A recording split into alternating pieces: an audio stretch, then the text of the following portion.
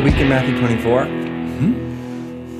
Feels like we've had plenty of time in Matthew 24 already for me to say, what more would you say? But I'll give it to you. There's always Scripture's deeper than 20 minutes on a few verses can get you. So if you had more time. Well, we're about halfway through the series now, and because of the way I decided to work through it, you're kind of getting hit with somewhat the same takeaway or message each week. Because Jesus, Jesus uses different examples to try and get across, what he wants the disciples and his followers to be concerned about. Right. And so I decided for today's podcast, I wanted to try out an analogy with you and maybe incorporate it in the last half of the series. But, as Reformed people,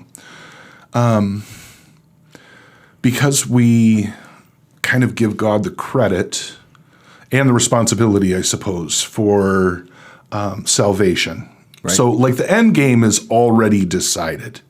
Even if we fall on our face every day, if God has elected us, he's going to continue to work in us, and he's going to get us, through the finish line and enter into glory. And so, from that perspective, I'm trying to think about, why is Jesus so concerned about telling the disciples, hey, you know what? Don't get caught in the weeds thinking about timing. You got to be waiting well. You got to be about your work. You got to be about mission. Even though, the end is already, the victory is won. Jesus knows the victory is going to be won already. And so here's the analogy I was thinking about. Now, you played soccer. You played basketball. Any spring sports? I did tennis one year and then they cut it. Okay, you did tennis one year. I played football. I played basketball. And you probably had this experience where, you look at your season schedule and there are usually teams that you play, a game that you play where it really isn't going to matter how bad you play, you're going to win that game, right?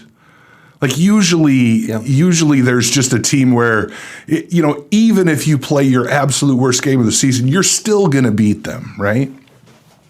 And so in those games, what is a good coach going to do? A good coach is going to say, you know what, guys? The potential is that we're going to play down to our competition, and this is going to be pretty much, apart from getting one in the win column, this is going to be a completely useless game for us unless we focus on some aspect of the game where we can improve, right? Sure. And so I almost wonder, I guess what I want to connect here is that Jesus knows that the victory is won. He knows that he's going to die on the cross. He knows that he's going to rise from the dead. He knows that he's going to secure salvation for his people. And so really, his purpose in teaching this to the disciples isn't because, you know what, if you guys don't do a good job with this, spreading the gospel, persevering, doing this stuff, we might lose this game. That's not where he's coming from. Sure. But he's trying to prepare us for glory. And I would say in an even larger scale, God is providing us with trials and tribulations and suffering to prepare us for glory. And so even though the victory is won, we need to be about, doing the right things, being obedient, because this is how God is shaping us into the people that we're going to be for all eternity in his presence and with Jesus. And so there is a purpose to this, even though it's not, the winning or losing is dependent on it. Do you think that that's a decent analogy as to why Jesus is doing this? No, I like it. It's like the coach that says something along the lines of this. We're not focused on the outcome. We're focused on the process. Yeah. Or something to that effect. I think you could extend it even and say, when Alabama is playing Southern Alabama Technical School of whatever, right? And Sure. and the outcome's really not. There are upsets, but come on, This isn't going to happen. Yeah. a really good coach is actually going to do some new. He's going to put his players in some new and unique situations because he's looking ahead to Georgia. Yeah. And saying, we really want to be able to run to the left against Georgia. So we're going to work on running to the left against Southern Alabama Technical School of whatever. Yeah.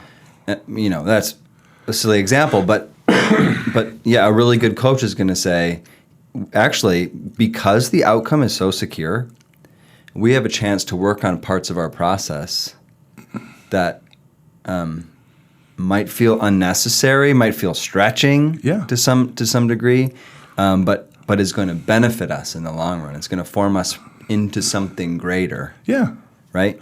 Like in basketball, like the coach who says, puts some sort of no shot until you pass 7 times fast or breaks, whatever. Yeah. You know what I mean? And so you're going to have someone else play, in a different position so that, if there's foul trouble some game, that person's ready to step in, and people are going to be stretched in new ways. Right, Yeah. right. And so you think that's usable? Mm-hmm. Okay, good. It's got some traction. Okay. Because these are the things that Jesus is telling them. Hey, be prepared for this. Be prepared for that. And we know what happens when we're not prepared in an athletic contest, even with a team that's vastly inferior, right? Yeah. Like 80% of the time, even a really good team, great teams, I guess, don't fall into this, but a really good team is going to play down to the competition and be lazy and be sloppy. And, you walk out of that game with a win, but you don't feel good about yourself at all. You've actually developed bad habits. Bad habits, right? Right. And so, this is what Jesus is doing for us.